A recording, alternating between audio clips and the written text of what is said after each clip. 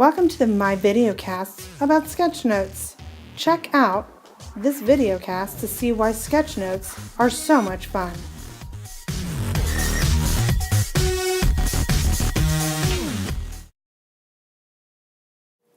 Let's get ready to learn more about sketchnotes and learn how this fabulous tool will soon take over learning in your classroom by making it more fun for everyone. What are sketchnotes? Well, sketchnotes are quite easy. It's a simple way of taking notes using sketches, words, diagrams, really whatever students want to use to make their sketchnotes. The reason sketchnotes are so wonderful is that even if you have a student who's not an artist, they can simply use words in different colors of pens, or if you have those students who are artistic, they will enjoy drawing figures and people and concepts as you teach them in your classroom. Sketchnotes makes note-taking a lot more fun and meaningful to students. The reason it's more meaningful is that students can generate their own ideas and make connections on their own to the concepts you are presenting to them in class. Let's go ahead and look at a sketchnote. Let's take a look at this sketchnote. I realize that to us it looks very busy. However, the student or individual who created the sketchnote knows exactly where they started and knows exactly which detail they added in which order. In addition, this student also knows what main ideas were there and which ideas they were supposed to use in order to have it stand out. For example, if you look here, connections, external thought. There are lots of these words that are standing out and are in different types of writing, or if it were in color, it would be in different colors. Those are main ideas, and we can, as a teacher, can set up or tell students that they need to have certain words stand out and allow the children the flexibility to add color, to add boxes, to add swirls, whatever it is that they want so that they know that those are the main ideas. You can also, as the teacher, set it up that they have certain word choices that are supposed to be on their sketch notes in some place. However, the doodles and the drawings and the images and the connectors, that is left up to the student. So they are actively learning as you are teaching concepts. Let's go on and look at some other pieces of sketch notes so we have a better understanding of what they are. How do they work? Well, in every classroom, it's slightly different. There's a lot of flexibility with sketch notes. Some teachers like to have it more structured, while others like to be more flexible and allow the students the freedom to make some choices. Either way, sketch notes work wonderfully in all types of settings. How do students know what to do? Well, it's simple. The teacher instructs the concepts and the students build their sketch notes. You can set up specific rules or guidelines for individual sketch notes, or as a whole in general, whenever you use sketch notes, you can set up your expectations and pieces of information that have to be included on their sketch note. For example, if I were working with my students and we were reading from a novel, I may have certain things that they need to include on their particular sketch note. For example, the chapter, the title of the book, the page number, those concepts would be important so that when the students go back to refer to their sketch note, they have an idea of what book it was from or what chapter it was from within a novel. In addition, for science or social studies, again, you want them to label. They can label it on the front, they can label it on the back. However the children or the teacher would like to set their sketch notes up, they have the flexibility in doing that.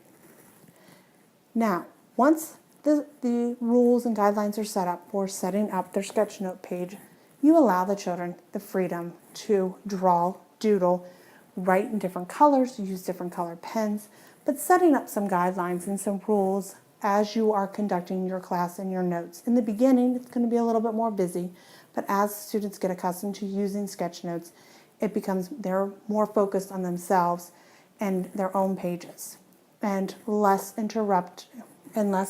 likely to interrupt you in your instructional time.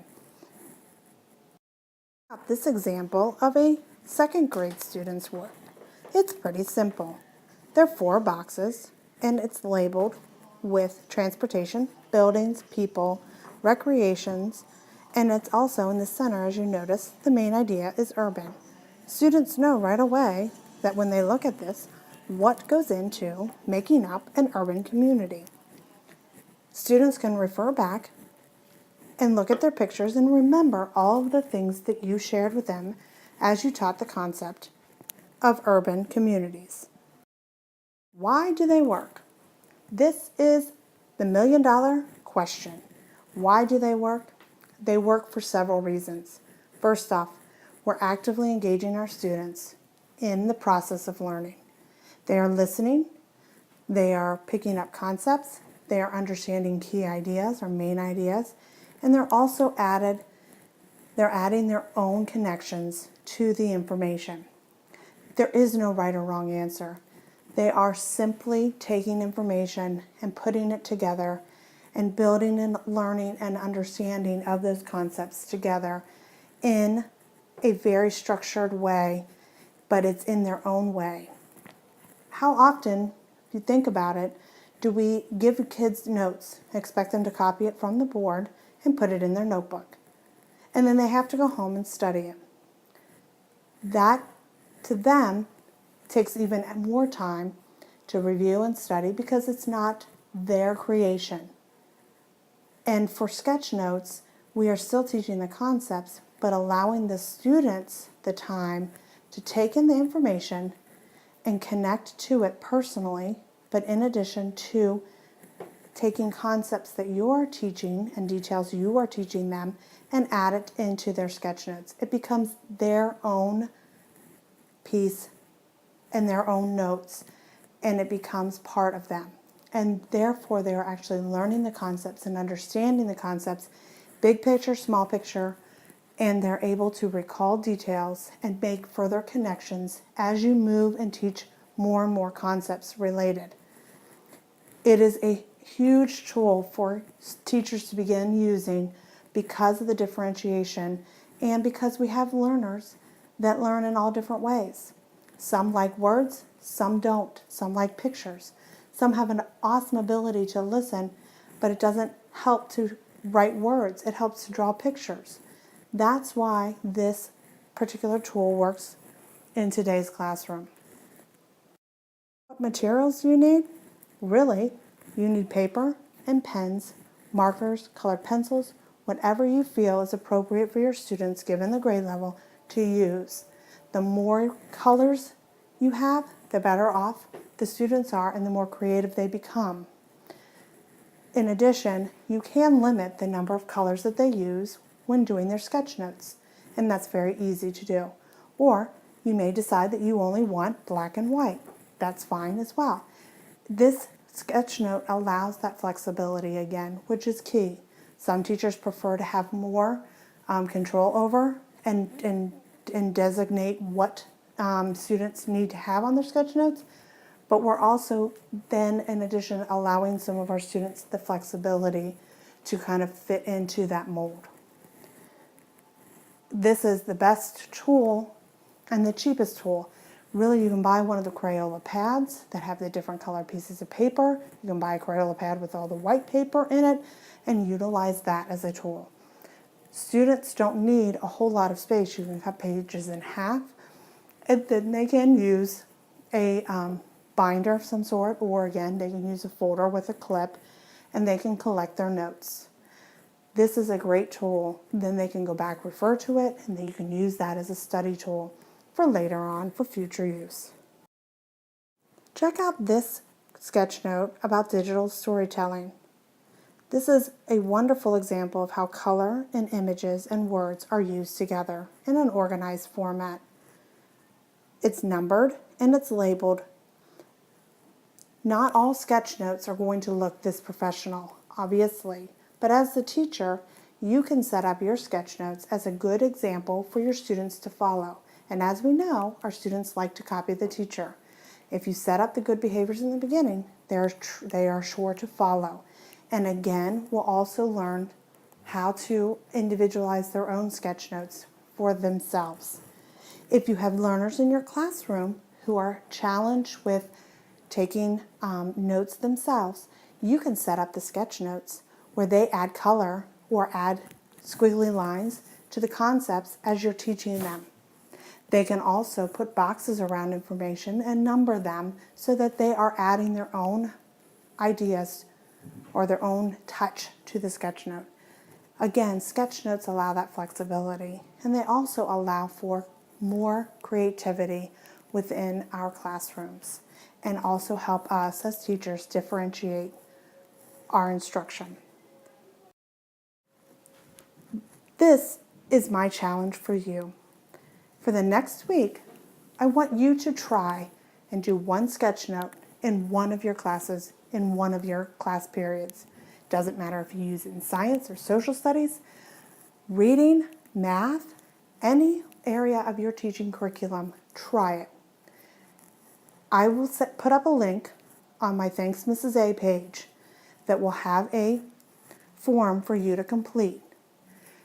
You are to basically snap a picture of your sketch note, share it with me, and your name will be entered into a drawing for a $25 gift card to whatever merchant you deem, whether it's Amazon, Target. You will have that flexibility. So my challenge to you is to get sketchnoting, get your kids involved, and then share the ideas or share your sketch notes with me. And you will be entered into a drawing for a $25 gift card. Easy enough. Thanks for being part and listening to this video cast. I hope you will challenge yourself and become part of this revolution to make a positive impact in our classrooms today. Sketchnotes are a fun way to engage your learners. Try it, and you will be amazed at how much fun your students will have learning. And you, as the teacher, will be able to have a big smile on your face knowing that they're learning the concepts and they're understanding the connections. Thanks again for being part of this video cast.